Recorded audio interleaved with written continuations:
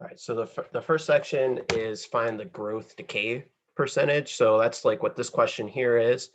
So given the following exponential function, identify whether the change represents growth or decay and determine the percentage increase or decrease. So if you remember from the notes yesterday, our form is y equals a times b to the x.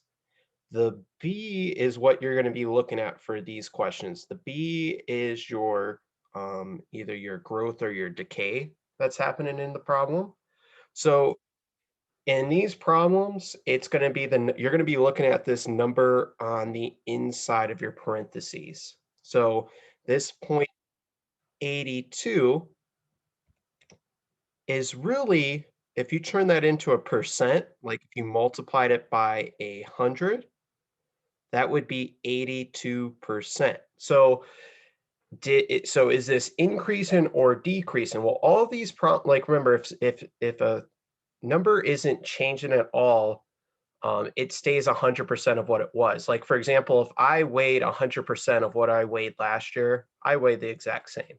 If I weigh over 100% of what I weighed last year, well, I gained a little bit. If I weighed 90% of what I weighed last year, I lost a little bit.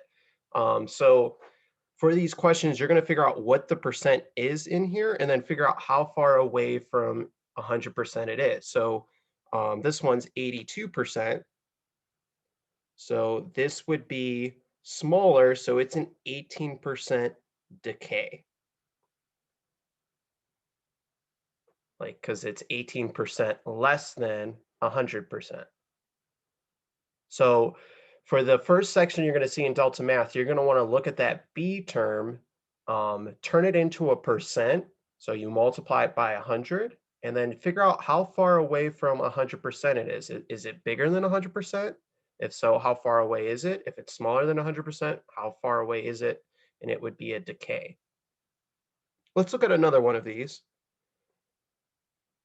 So it says, given the following exponential function, identify whether the change, so it's the same directions, to identify whether the change represents growth or decay, and determine the percentage increase or decrease. So remember, we're looking at this formula from the notes from yesterday. So we're interested in that B term. So we're looking at this 1.25. We can almost ignore the rest of the problem. It really doesn't matter.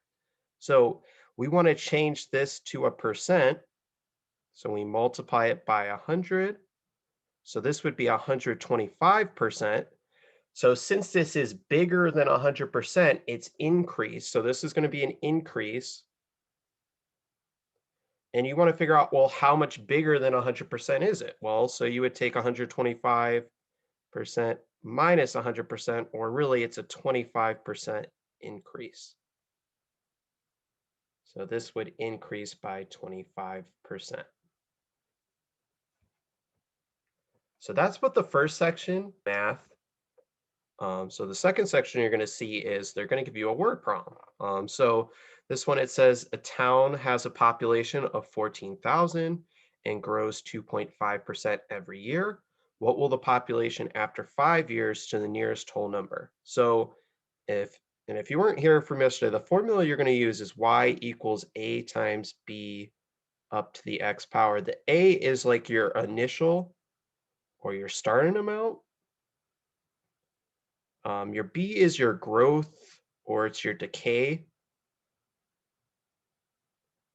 Then X is like your time, so like how many years, how many months, like whatever you're looking at.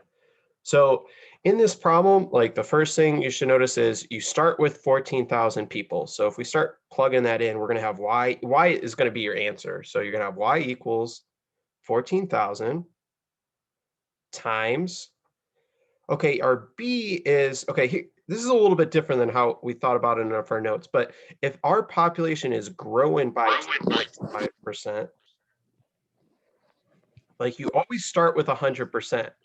So if it's growing, you would add 2.5%.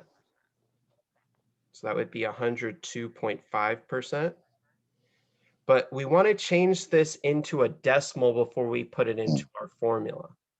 So to turn it into a decimal, you divide it by 100. or move your decimal place to the left too. So our B would be 1.025. So that's what I would put here. And then our X, well, that's the time, so that would just be 5 years. So my power is going to be a 5. So I'm just going to put this in my calculator. So 14,000, let me pull up my calculator on my phone. So 14,000 times 1.025 up to the 5th power. And I got roughly 15,839, oops, 0.71498. And they want us to round to the nearest whole number. So since it's 0.7, I would just round it up. So that would be 15,840 people.